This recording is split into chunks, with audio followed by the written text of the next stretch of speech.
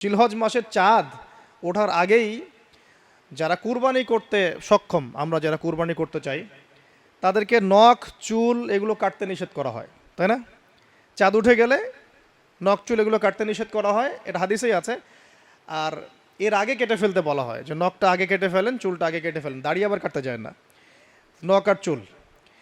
তাতে কি হবে, আমরাও একটা, ওই যে যারা আমরা মানে হজ করতে যেতে পারি নাই তাদের সাথে আমাদের একটা একাত্মতা হলো, কিন্তু তারাও যেমন এগুলোকে স্যাক্রিফাইস করলেন, আমরা আমাদের জায়গা থেকে স্যাক্রিফাইস করলাম এবং এই নেকিটা পেলাম, একটা কুরবানি নেকি পেয়ে গেলাম ইনশাআল্লাহ। কিন্তু আমরা কিন্তু ওখানে গিয়ে কুরবানি করতে পারি নাই, তাহলে সারা মুসলিম বিশ্বের সাথে একটা একাত্মতা পোষণ করা হলো, ইউনিটি দেখা হচ্ছে এখানে। তো এই জিনিসটাই ওখানে তারা তওবা করেন, আমরা এই সারা এই দশটা দিন 10টা রাত তওবা ইস্তেগফার করতে থাকবো। আল্লাহ পাক তৌফিক দান করেন, আমিন। জিলহজ মাসের স্পেশাল ফজিলত হচ্ছে এই, নবী সাল্লাল্লাহু আলাইহি ওয়াসাল্লাম বলেছেন যে আল্লাহ পাকের কাছে জিলহজ মাসের প্রথম 10 দিনের নেক আমল, আল্লাহ পাকের কাছে জিলহজ মাসের প্রথম 10 দিনের নেক আমলের অপেক্ষা উত্তম অন্য কোনো আমল নাই। সাহাবীরা প্রশ্ন করলেন যে ওয়ালাল জিহাদু ফি সাবিলিল্লাহ ইয়া রাসূলুল্লাহ, আল্লাহর রাস্তায় জিহাদও কি নয়? নবী সাল্লাল্লাহু আলাইহি ওয়াসাল্লাম বলছেন ওয়ালাল জিহাদু ফি সাবিলিল্লাহ, এমন কি আল্লাহর পথে জিহাদও নয়, তবে সেই ব্যক্তির কথা ভিন্ন যে ব্যক্তি তার মাল এবং তার নফস নিয়ে বের হয়ে গেছে কিন্তু এটা কোনো কিছু নিয়েই ফেরত আসে নাই, মানে সে শহীদ হয়ে গেছে, সেই ব্যক্তির কথা ভিন্ন। বাকি এই 10 দিনের নেকা আমল আল্লাহ পাকের কাছে অন্য সমস্ত নেকা আমল চাইতে শ্রেষ্ঠ এবং উত্তম। আল্লাহ পাক সূরা ফজরের মধ্যে এই 10 দিনের কথা বলেছেন, ওয়াল ফজরি, মানে প্রভাতের কসম বা ফজরের কসম, ওয়া লায়ালিন আশর, এবং 10 রাতের কসম। এই ওয়া লায়ালিন আশর 10 রাত বলতে মুফাসসিরিনে কেরাম এই জিলহজের প্রথম 10 দিনকে বোঝান, এই 10 রাতকে বোঝান। আবার সূরা ওয়াস-সামাই যাতিল বুরুজ, আমরা সূরা বুরুজ পড়ি, ওয়াল ইয়াউমিল মাউউদ ওয়া শাহিদি ওয়া মাশহুদ, এখানে শাহিদ বলতে আরাফার দিনকে বোঝানো হয়, ওয়া মাশহুদ বলতে জুমার দিনকে বোঝানো হয়। তো এই আরাফার দিনও কিন্তু এই 10 দিনের মধ্যেই পড়ে গেছে। আরেকটা হাদিসে এসেছে যে এই 10 দিনের মধ্যে যে আরাফার দিনটা আছে, এই আরাফার দিন সম্পর্কে নবী সাল্লাল্লাহু আলাইহি ওয়াসাল্লামকে জিজ্ঞাসা করা হচ্ছে, ইয়া রাসূলুল্লাহ এই দিনের ফজিলত কি? নবী করিম সাল্লাল্লাহু আলাইহি ওয়াসাল্লাম বলছেন আহতাসিবু আলাল্লাহ, আমি আল্লাহর কাছে আশা করি যে এই দিন মানে আরাফার দিনের সিয়াম, রোজা, এটা কি হবে, কাফারা, মানে মাফের কারণ হবে, গুনাহ মাফের মোচনের কারণ হবে, সানাতাল্লাতি ক্বাবলা ওয়া সানাতাল্লাতি বা'দা, মানে বিগত 1 বছরের, আগামী 1 বছরের, 2 বছরের গুনাহ মাফের কারণ হবে একটা রোজা, আরাফার সওম। মাশাআল্লাহ, সুবহানাল্লাহ। তো এই 10 দিন এর মধ্যেও পড়ে গেছে আবার হজ, এই 10 দিনের মধ্যেই পড়ে গেছে কি, হজ, হজও এর মধ্যে, আবার কুরবানি, নাহার, এটাও এর মধ্যে। তার মানে এমনি নর্মাল ইবাদত, নর্মাল বলতে আমরা গতানুগতিক যে ইবাদত করি, সালাত, সিয়াম, সাদাকা, হজ, আবার কুরবানি, আবার আরাফার দিন, সব কিছু মিলে এই 10 দিন বা 10 রাত একসাথে। তাহলে এখান থেকে বুঝতে পারছি যে এর গুরুত্ব কতটুকু। এখন প্রশ্ন হচ্ছে আমরা এই 10টা দিন কিভাবে কাটালে পরে একটা ইফেক্টিভ 10 ডেজ কাটাতে পারবো জিলহজ মাসের। তা আমি কয়েকটা পয়েন্ট আপনাদের সাথে শেয়ার করি, আল্লাহ পাক আমরা সবাইকে আমল করার তৌফিক দান করুন। প্রথম যে বিষয়টা খেয়াল রাখতে হবে সেটা হলো নিয়াত বিশুদ্ধ করতে হবে। প্রতিটা হাদিস গ্রন্থের একটা মৌলিক হাদিস হলো ইন্নামাল আমালু বিন্নিয়াত, আরেকটা হাদিস হচ্ছে ইন্নামাল আমালু বিল খাওয়াতিম। আমল ডিপেন্ড করে নিয়াতের উপরে এবং আমল ডিপেন্ড করে শেষ পরিণতির উপরে। মানে একজন মানুষ ভালো পথে চলছে, চলতে চলতে খারাপ হয়ে গেল, ওই অবস্থায় মৌত হলো, তার পরিণতি ভালো হলো না। একজন মানুষ খারাপ পথে চলছে, তওবা করে ফিরে আসলো, এসে ভালো পথে চলা শুরু করে এখানে মৃত্যুবরণ করলো, তার পরিণতি ভালো হবে।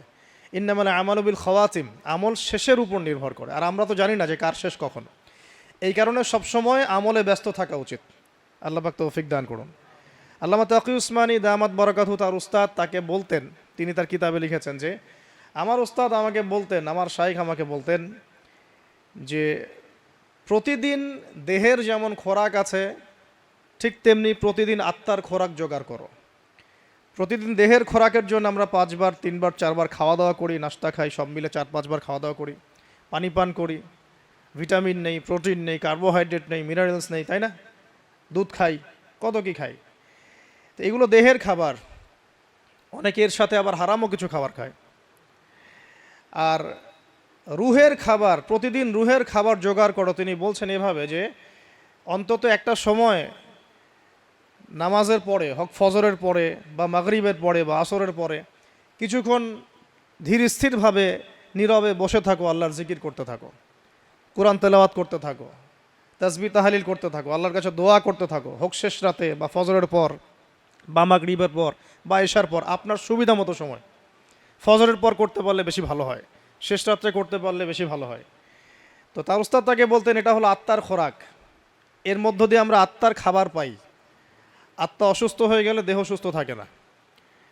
আমাদের সমাজে আমরা যারা চলাফেরা করছি আমাদের বেশিরভাগের প্রবলেম একটা, আমাদের আত্মাগুলো দূষিত। এখন আত্মাগুলো দূষিত, এটা আমি 100% গ্যারেন্টি দিয়ে বলতে পারি।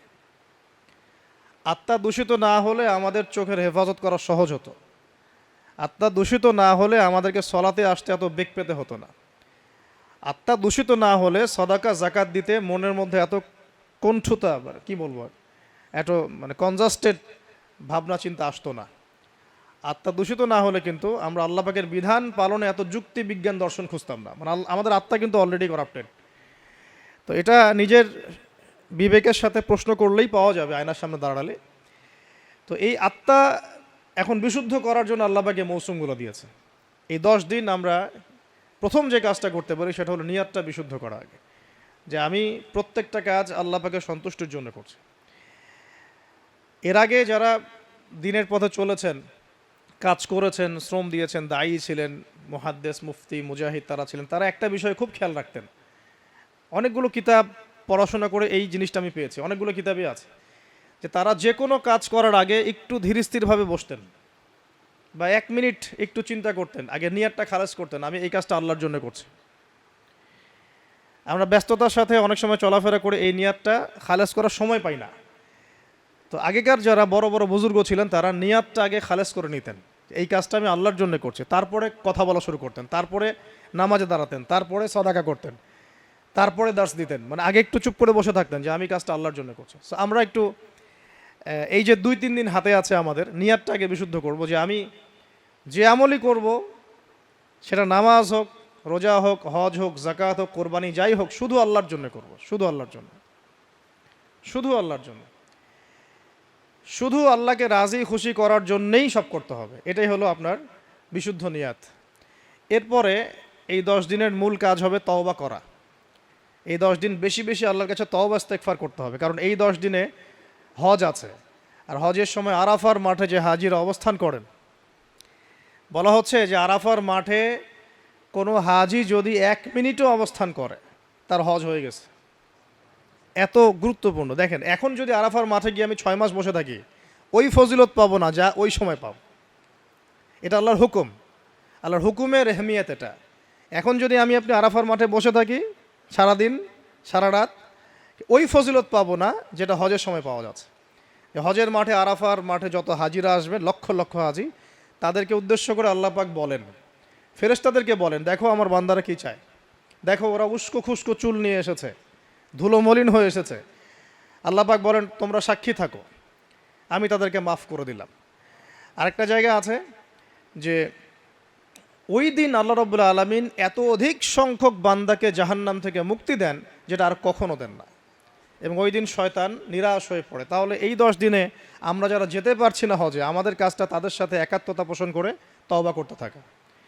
মানে ইউনিটিটা কেন? যেমন ধরুন একটা হাদিস বলি যে আরাফার এই জিলহজ মাসের চাঁদ ওঠার আগেই যারা কুরবানি করতে সক্ষম, আমরা যারা কুরবানি করতে চাই, তাদেরকে নখ চুল এগুলো কাটতে নিষেধ করা হয়, তাই না? চাঁদ উঠে গেলে নখ চুল এগুলো কাটতে নিষেধ করা হয়, এটা হাদিসেই আছে। আর এর আগে কেটে ফেলতে বলা হয়, যে নখটা আগে কেটে ফেলেন, চুলটা আগে কেটে ফেলেন, দাড়ি আবার কাটতে যায় না, নখ আর চুল। তাতে কি হবে, আমরাও একটা, ওই যে যারা আমরা মানে হজ করতে যেতে পারি নাই, তাদের সাথে আমাদের একটা একাত্মতা হলো। কিন্তু তারাও যেমন এগুলোকে স্যাক্রিফাইস করলেন, আমরা আমাদের জায়গা থেকে স্যাক্রিফাইস করলাম এবং এই নেকিটা পেলাম, একটা কুরবানি নেকি পেয়ে গেলাম ইনশাআল্লাহ। কিন্তু আমরা কিন্তু ওখানে গিয়ে কুরবানি করতে পারি নাই, তাহলে সারা মুসলিম বিশ্বের সাথে একটা একাত্মতা পোষণ করা হলো, ইউনিটি দেখা হচ্ছে এখানে। তো এই জিনিসটাই ওখানে তারা তওবা করেন, আমরা এই সারা এই 10টা দিন 10টা রাত তওবা ইস্তেগফার করতে থাকবো। আল্লাহ পাক তৌফিক দান করেন, আমিন। কমপক্ষে দিনে 100 বার আস্তাগফিরুল্লাহ ওয়া আতুবু ইলাইহি এটা বলা উচিত। এরপর একটা বললাম নিয়াত, এরপরে তওবা। এরপরের কাজটা হচ্ছে, বলে ফেলেছি অলরেডি, যে আমাদের চুল নখ যেগুলো আছে এই 2-3 দিনের মধ্যে কেটে ফেলবেন। আগামী সোমবারে কিন্তু শুরু হচ্ছে আমাদের, তাই না? আগামী সোমবারে প্রথম জিলহজ শুরু হচ্ছে আর কি। তাহলে যদি সওম রাখতে চান তাহলে রবিবার রাতে সাহারি খেতে হবে। তো চুল নখ এগুলো যা যা আছে অন্য জায়গার পশম, এগুলো উঠিয়ে ফেলতে হবে, কামিয়ে ফেলতে হবে। ইনশাআল্লাহ একটা কুরবানির নেকি পাওয়া যাবে ইনশাআল্লাহ, অল্প একটু আমল করবে। আর 4 নাম্বার কাজটা হচ্ছে, এই 10টা দিন একটা ট্রেনিং সেশনের মতো নিয়ে নেই, 10 দিন 5 ওয়াক্ত নামাজটা জামাতে পড়ার চেষ্টা করি ইনশাআল্লাহ। আর যদি কোনো কারণে মিস হয়েও যায়, বাসায় টাইম টু দ্য টাইম পড়তে, অন দ্য টাইম পড়তে হবে, একদম টাইমের মধ্যে, ওয়াক্তের মধ্যে। কোনো কারণে মিস হতে পারে, স্বাভাবিক, মানুষ বিভিন্ন সফরে থাকতে পারেন, প্রতিবন্ধকতা থাকতে পারে, কিন্তু বাসায় পড়লেও ওয়াক্ত মতো পড়ে ফেলতে হবে। মানে এই 10 দিন ট্রেনিং হবে নামাজের, কারণ এই 10 দিনের যে আমলগুলো, এর মধ্যে কিন্তু নামাজ অন্যতম একটা গুরুত্বপূর্ণ আমল। দেখুন, যার নামাজ নাই তার কিন্তু ইসলাম নাই, বাকি আমল অনেক পরের কথা। মানে যার নামাজ নাই তার সাথে ইসলামের কোনো সম্পর্ক নাই। মানে তারাকা সলাতান মুতাআম্মিদান ফাকাদ কাফার, কেউ যদি ইচ্ছাকৃতভাবে তার উপর অর্পিত ফরজ নামাজকে ছেড়ে দেয়, সে কাফের হয়ে গেল। এটাই সবচেয়ে স্ট্রং ফতোয়া, সবচেয়ে মানে সহজ এবং নরম ফতোয়া দিয়েছেন ইমামে আজম আবু হানিফা রাহিমাহুল্লাহ। তার ফতোয়া সবচেয়ে নরম, বাকিদের আরও অনেক কঠিন। তিনি বলেছেন যে তাকে 3 দিন বা 7 দিন জেলখানায় বন্দি করে রাখতে হবে, যতক্ষণ পর্যন্ত না সে তওবা করে ততক্ষণ জেলখানায় থাকবে। তাকে প্রথমে 3 দিন 7 দিন সময় দিবে, তওবা করে ফিরে আসে কিনা। তওবা করে ফিরে না আসলে ওকে ওখানে রেখে দিবে, তওবা করে ফিরে আসলে ছেড়ে দাও। এ নরম ফতোয়া না এটা। অন্য ইমামদের ফতোয়া হচ্ছে ফাকাদ কাফার, সে ব্যক্তি কুফরি করেছে। এখন 10 দিনের অনেক আমলের কথা আমরা বলবো হয়তো বা সামনে, কিন্তু মূল আমলটা কি ভাই? নিয়াত বিশুদ্ধ করে তওবা করতে থাকা, নামাজটা শক্ত করে ধরা। আল্লাহ পাক সবাইকে নামাজ ধরার তৌফিক দান করুন। এবং ফরজ নামাজের সাথে 17 রাকাত ফরজ নামাজের সাথে 17 রাকাত না, হ্যাঁ 17 রাকাত ফরজ নামাজের সাথে বেতর পড়বেন 3 রাকাত। আর চেষ্টা করবেন যে 12 রাকাত এক্সট্রা নামাজ পড়ার জন্য। 12 রাকাত এক্সট্রা নামাজ মানে ফজরের আগে 2, জোহরের আগে 4 এবং পরে 2, মাগরিবের পরে 2, এশার পরে 2। এই যে 12, এটা যে ব্যক্তি পড়বে তার জন্য জান্নাতে একটা করে ঘর তৈরি করা হয়। তো এই আমলের মৌসুমটা কাজে লাগাই। এর প্রত্যেকটা দিন প্রত্যেকটা রাত কিন্তু গুরুত্বপূর্ণ। একটা জয়ীফ হাদিস আসছে, এই জন্য আমি আগে বলিনি হাদিসটা তিরমিজিতে আসছে, 689 নম্বর হাদিস মেবি, সনদ দুর্বল। আল্লামা তকি উসমানী রাহিমাহুল্লাহ তার বইয়ের মধ্যে, আল্লামা তকি উসমানী হাফিজাহুল্লাহ তার বইয়ের মধ্যে কিন্তু এটা এনেছেন। তো এখানে বলা হচ্ছে যে লাইলাত, এই জিলহজের 10 দিন 10 রাতের ফজিলত এমন যে এর একদিন রোজা রাখলে 1 বছর রোজা রাখার নেকি পাওয়া যায়, আর 1 রাত জাগলে একটা লাইলাতুল কদর জাগার নেকি পাওয়া যায়। তো এর সনদটা দুর্বল, এই জন্য আমি প্রথমে এটা বলি নাই। আমলে উৎসাহ বাড়ানোর জন্য আমি কথাটা আপনাদেরকে বললাম, আমলে উৎসাহ পান যাতে করে। কারণ এখানে এই হাদিসের সাথে কিন্তু সহি আরও অনেক হাদিস রিলেটেড আছে। কারণ সহি হাদিসে আমরা দেখলাম কি, যে এই 10 দিনের নেক আমল আল্লাহর কাছে সবচেয়ে বেশি প্রিয়। এটা সম্পৃক্ত, এটা তো মানে না, আপনার একটার সাথে একটা কনফ্লিক্ট না, কন্ট্রাডিক্টরি না। তো নামাজটা আমরা খুব ভালো করে ধরার চেষ্টা করব এবং 12 রাকাত এক্সট্রা নামাজ পড়ার চেষ্টা করবো ইনশাআল্লাহ। আল্লাহ পাক তৌফিক দান করুন। আর যদি রাত্রে জাগতে পারি আরও ভালো হয়, ফজরের আগে যদি 1 ঘন্টা জাগতে পারি, ওই যে আমরা যেমন লাইলাতুল কদরে তালাশ করার জন্য জাগতাম, শেষ দশকে ইতিকাফ করতাম, সেভাবে শেষ রাতে ওঠার চেষ্টা করি। আল্লাহ পাক আমাদের সবাইকে তৌফিক দান করুন, আমিন। এবং এই সময় বেশি বেশি দোয়া করা উচিত, বেশি বেশি জিকির করা উচিত, তাসবিহ তাহলিল করা উচিত, এবং বেশি বেশি সলাতের সেজদায় আল্লাহর কাছে নিজের চাওয়াগুলো পেশ করা উচিত।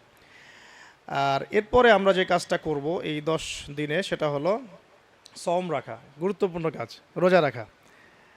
আমরা চেষ্টা করব 10টা রোজা রাখার জন্য। যদি না পারি অন্তত পক্ষে আরাফার সওম, আরাফার সম কবে, এটা নিয়ে আরেকটা বিতর্ক সামনে আসছে আহলুল ফেসবুক ওয়াল জামায়াতের মধ্য দিয়ে। ঠিক আছে, 10 তারিখে রাখবেন না 9 তারিখে রাখবেন, এটা নিয়ে একটা বাহাস আবার সামনে আসবে।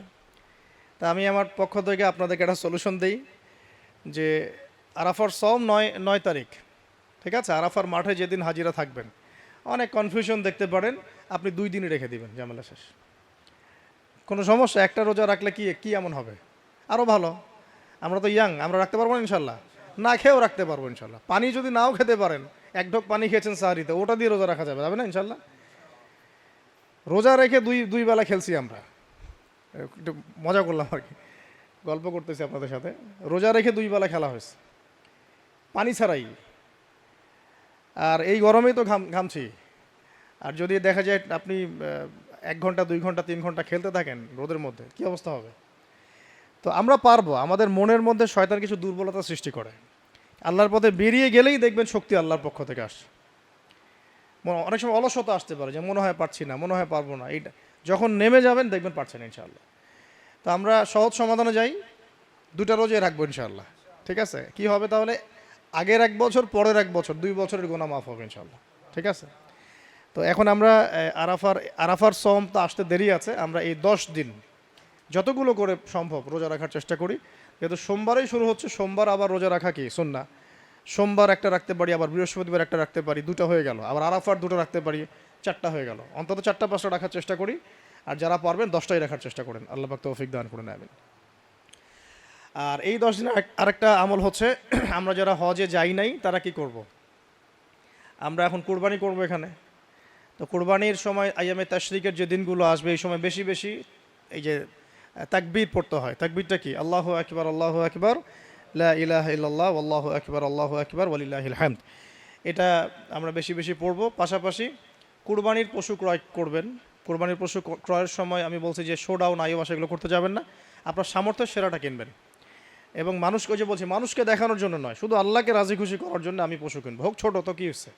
আর আমার সামর্থ্য আছে 1 লাখ টাকার পশু কেনার, 1 লাখ টাকার পশু কিনবেন, কী সমস্যা? কিন্তু মানুষকে শো অফ করতে যাবেন না।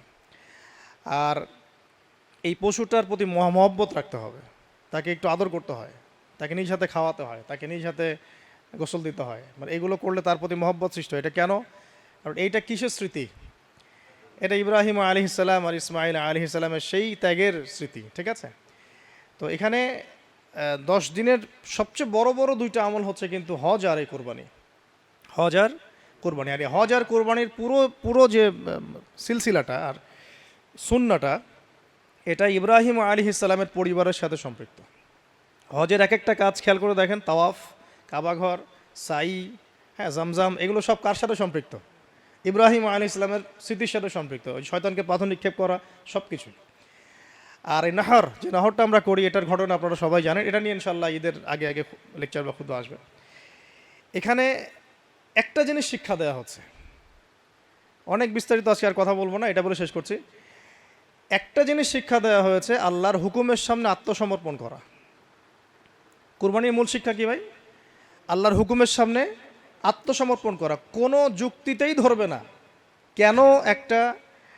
কেন একটা বাচ্চা ছেলেকে জবাই করতে হবে, কুরবানি করতে হবে, কোনো বিজ্ঞানে ধরবে না, কোনো যুক্তিতেই ধরবে না। বরং আপনার বর্তমান বিশ্বের লোকজন বলবে যে এটা হচ্ছে মানবতা বিরোধী অপরাধ। মুসলমানদের রক্ত গেলে অবশ্য এটা বলে না তারা, কুফারদের কারো রক্ত গেলে তখন বলে আর কি।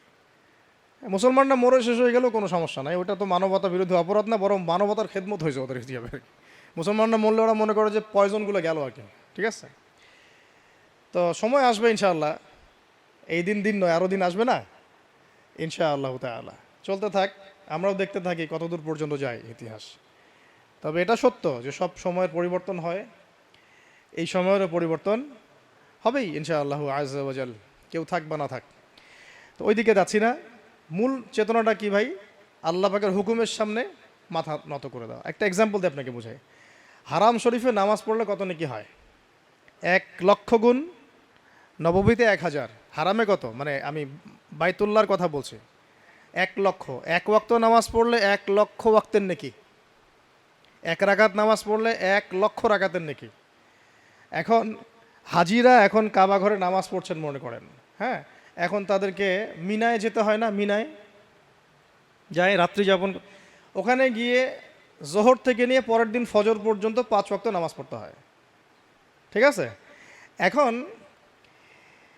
হারামে নামাজ পড়লে আপনি লক্ষাধিক নেকি পাচ্ছেন, 1 ওয়াক্ত পড়লে 1 লক্ষ নেকি পাচ্ছেন, সেটা ছেড়ে দিয়ে আপনি মিনায় গেলেন, কোনটার নেকি বেশি বলেন দেখি?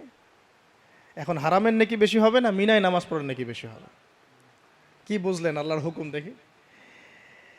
যদিও হারামে 1 ওয়াক্ত নামাজ পড়লে 1 লক্ষ রাকাতের 1 লক্ষ ওয়াক্তের নেকি হয়, 1 রাকাত নামাজ পড়লে 1 লক্ষ রাকাতের নেকি হয়, কিন্তু এখন আল্লাহ পাক বলেছেন এখন হারামে নামাজ পড়তে হবে না, এখন মিনায় যাও। আল্লাহ পাকের এই হুকুমটা যে পালন করবে তার নেকি এটা ইনফিনিটিভ, আনকাউন্টেবল, কোনো হিসাবই নাই নাকি। আর কেউ যদি বলে না আমি মিনা এখন যাব না, হারামেই বসে থাকবো, তার আমল নামে 1 লক্ষ নেকি তো দূরের কথা, একটা নেকি হবে না। বুঝাতে পারি না মনে হয়, বুঝতে পারি নাই? এটা হলো আল্লাহর হুকুমের সামনে আত্মসমর্পণ করার ফজিলত। আল্লাহর হুকুমের সামনে আত্মসমর্পণ করার ফজিলত। ওই যে বললাম আরাফার মাঠে এখন গিয়ে বসে থাকেন, কোনো নেকি নাই। আল্লাহ হুকুম করেছেন এই দিন যেতে হবে, যান, অগণিত, কত নেকি এটা আনকাউন্টেবল, আল্লাহ পাক জানেন। তো এই জিনিসটা আমাদের বুঝতে একটু মানে বোঝা উচিত যে আল্লাহ পাকের হুকুমের সামনে আত্মসমর্পণ করাটাই ইসলাম, কাজটাই কুরবানির শিক্ষা। কেন কেন ছেলেকে কুরবানি করতে গেলেন? কোনো যুক্তিতে খাটে, কোনো দর্শনে, কোনো বিজ্ঞানে খাটে? স্বপ্ন দেখেছেন, ইন্নী আরা ফিল মানামি আন্নী আযবাহুকা, আমি স্বপ্ন দেখেছি হে আমার ছেলে তোমাকে জবাই করছি, ফানজুর মাযা তারা, তোমার কি রায় বলো। এখন ইসমাইল আলাইহিস সালাম তিনিও তো নবীর ছেলে, তিনি বুঝে ফেললেন বাবার ওই স্বপ্ন ওয়াহি, ইয়া বাতি, হে আমার বাবা, ইফআল মা তু'মার, আপনাকে যে আদেশ করা হয়েছে আপনি তাই করুন, সাতাজিদুনি ইনশাআল্লাহু মিনাস সাবিরিন, ইনশাআল্লাহ আপনি আমাকে ধৈর্যশীল পাবেন। আমাদের এই পুরো প্রজন্মের মধ্যে এমন ছেলে কয়টা পাওয়া যাবে? ছোট ছোট ছেলে পেলে, আমরা তো ঢাকা শহরে থাকি, এখন দেখি অলিতে গলিতে ছোট ছোট ছেলে পেলে বসে বসে গাঁজা খায়, আমাদেরকে দেখলে সেভ করে, ওদিকে ওদিকে যায়, ফেস চিনে, পিচ্চি পিচ্চি ছেলে, 10 থেকে 12 বছর বয়স। আর এই ইসমাইলের বয়সও 12 বছর বা 13, 14, 15 এরকমই হবে। সে কেবল দৌড়াদৌড়ি করা শিখেছে, ফালাম্মা বালাগা মাআহু সা'য়া, কেবল বাবার সাথে কাজ করতে শিখেছে, দৌড়াদৌড়ি করতে শিখেছে। সেই ছেলে বলছে ইয়া আবাতি, হে আমার বাবা, ইফআল মা তু'মার, যা আদেশ আল্লাহ করেছেন তাই করেন। সে বুঝে গিয়েছে এটা আল্লাহ পাকের আদেশ। তো জীবন দিচ্ছে এখানে ইসমাইল, আর আত্মত্যাগ করছে কে? তার বাবা। আমরা আমাদের যে কুরবানির পশুটা জবাই করি 10,000 টাকা মূল্য, 40,000 টাকা মূল্য, এই মূল্যটাকে আমার সন্তানের সাথে কখনো মেলানো যাবে? আপনার সন্তানের মূল্য কি 40,000 টাকা? আপনার সন্তানের মূল্য কি 10,000 টাকার খাসির সমান? এটার কোনো মূল্যই নাই, মানে এটা হচ্ছে অমূল্য রতন, এটা তো আপনি টাকা দিয়ে হিসাব করতে পারবেন না। বাবা কেন তাহলে সন্তানকে কুরবানির জন্য এই জজবা দেখালো বা এই মানে ইনিশিয়েটিভ নিল, পদক্ষেপ নিল কেন? বিকজ একটাই, আল্লাহ পাকে হুকুম, আল্লাহ বলেছেন করো, বাস করতে হবে। আল্লাহ বলেছেন করো, বাস করতে হবে, এটা তিনিও করলেন, তার সন্তানও করলেন। শুধু তাই না, ফালাম্মা আসলামা ওয়া তাল্লাহু লিল জাবিন, আল্লাহ পাক বলছেন যে যখন তারা উভয়ে আত্মসমর্পণ করলো এবং ডান পাশে কাত করে সন্তানকে শুইয়ে দিল, ছুরি চালাবে কে বলি, তখনই আল্লাহ পাক বলছেন যে কি বলছেন? হ্যাঁ, ওয়ানাদাইনাহু আইয়া ইব্রাহিম, আমরা ডাকলাম, মানে আল্লাহ বলছেন আমি ডাকলাম, হে ইব্রাহিম, কদ সাদ্দাকতা রুইয়া, তুমি তোমার স্বপ্ন সত্যায়ন করেছো। এটা ছিল আল্লাহর পক্ষ থেকে একটা পরীক্ষা। ওয়াফাদাইনাহু বিযিবহিন আযীম, একটা মহান কুরবানি আমি সামনে দিলাম, তখন ফিদিয়া দিলাম। ওয়া তারাকনাহু ফিল আখিরিন, এবং পরবর্তীদের জন্য এটাকে নিদর্শন স্বরূপ রেখে দিলাম। দেখেন, কুরবানির যখন সিজনটা আসবে অনেক পশুপ্রেমী মানবতাবাদী বের হয়ে যাবে, টাকা পয়সা নষ্ট হয়, পরিবেশ নষ্ট হয়, পশুর প্রাণ যায়, এইটা সেইটা, এরা আবার সারা জীবন কেএফসি খায়, এটা আলাদা বিষয়। তো কুরবানি করছি আমরা, আত্মত্যাগ আমাদের, কুরবানি করছেন ইব্রাহিম আলাইহিস সালাম, আত্মত্যাগ ইসমাইলের। আর আমরা মানুষ, আমাদেরকে শুধু বলা হয়েছে ওই 10,000 বা 20,000 টাকার সমমূল্যে একটা পশু দাও তুমি, তাতেই আমাদের এত সমস্যা। জীবন তো দিতে বলাই হয় নাই, অথচ এটা জীবন দেওয়ার ঘটনা, তাই না? এটা কার স্মৃতি? ইসমাইল আলাইহিস সালামের স্মৃতি, ইব্রাহিম আলাইহিস সালামের স্মৃতি। তো এই কুরবানির একটা মেসেজ, এটা দিয়ে শেষ করে দেই, সেটা হলো যে আমাদের সবাইকে আত্মসমর্পণ করতে হবে আল্লাহর সামনে। আর দেখুন, এই ইব্রাহিম আলাইহিস সালামের নামেই আমাদের নাম হয়েছে কি মুসলিম, আছে না? তিনি হুয়া সাম্মাকুমুল মুসলিমিন, তিনি আমাদের নাম রেখেছেন কি মুসলিম। মানে মুসলিম মানে কি? যে আত্মসমর্পণ করে। এত যুক্তি বিজ্ঞান দর্শন এগুলো খোঁজারই দরকার নেই আমার। আল্লাহর হুকুম যেখানে সেখানে আত্মসমর্পণ করতে হবে। সব কিছু আমাদের বুঝে আসবে না, কিছু কিছু বিষয় আমাদের বুঝে আসতে পারে। নামাজের ফিজিক্যাল বেনিফিট আছে, হ্যাঁ, রোজার ফিজিক্যাল কিছু বেনিফিট আছে, নামাজ জামাতে পড়লে সামাজিক ঐক্য হয়, কিছু বুঝে আসবে, কিন্তু অনেক কিছুই বুঝে আসবে না। আপনি শয়তানকে পাথর মারেন কেন? জামরায় কে আছে? কি বুঝে আসবে? সাফা মারওয়ায় দৌড় দিচ্ছেন কেন? মিনায় রাত্রি জাগরণ করছেন কেন? সব কেন তো আপনি পাবেন না উত্তর। কুরবানি করছেন কেন? তো এই কেনর ঊর্ধ্বে আল্লাহ পাকের হুকুম। আর আল্লাহ পাকের হুকুম যে মেনে নিবে, ব্যাস সে পরিপূর্ণ মুসলিম। যে আল্লাহ পাকের হুকুম মানতে চায় না, এ দিন শেষে ফাঁসাক হয়ে যাবে। এই আল্লাহ পাকের হুকুমকে চ্যালেঞ্জ করতে গিয়েই তো সুদ খাওয়া শুরু করেছি, ঘুষ খাওয়া শুরু করেছি, দুর্নীতি করা শুরু করেছি, জেনা করা শুরু করেছি। আল্লাহর হুকুমের সামনে আত্মসমর্পণ না করে চ্যালেঞ্জ করতে গিয়েই আমরা পথভ্রষ্ট হয়ে গেছি। তো এই দর্শনটা খুব খেয়াল রাখবেন যে কুরবানির মূল শিক্ষা কিন্তু ত্যাগ। আর এটা শুধু পশুর ত্যাগ না, এটা কুরবানি করলাম পশু এটাই নয়। এখানে ত্যাগ করা হচ্ছে কি কি, যে আমার নফসের যত খয়াসাত আছে খারাপ, এগুলো আল্লাহর জন্য ছেড়ে দিলাম আমি, এবং আল্লাহ পাকের যত হুকুম আছে আমি মাথা পেতে নিলাম। এই চেতনাটা শেখায় কোরবানি, এই চেতনা শেখায় এই যে আইয়ামে তাশরিকের দিনগুলো এবং এই জিলহজ মাসের প্রথম 10 দিন। আল্লাহ পাক আমাদের সবাইকে তার সামনে পরিপূর্ণ আত্মসমর্পণকারী হওয়ার তৌফিক দান করুন, আমিন। ইনশাআল্লাহ আমরা ঈদের আরও সেশন পাবো ইনশাআল্লাহ, তখন আমরা কোরবানি নিয়ে আরও কথা বলবো ইনশাআল্লাহ। আজকে আমরা এখানে শেষ করছি। সংক্ষিপ্ত আরবি খুতবা হবে, এরপরে ইনশাআল্লাহ নামাজের জন্য দাঁড়িয়ে যাবেন। নামাজের পরে আমাদের এখানে একটা জরুরি সভাও আছে, যারা সবাই গণ্যমান্য ব্যক্তিবর্গ আছেন তারা থাকবেন। আমরা শেষ করি। আল্লাহ রাব্বুল আলামিন আমাদের সবাইকে জিলহজ মাসের এই যে 10 দিন, এই 10 দিন আমলে কাটিয়ে দেওয়ার তৌফিক দান করুন।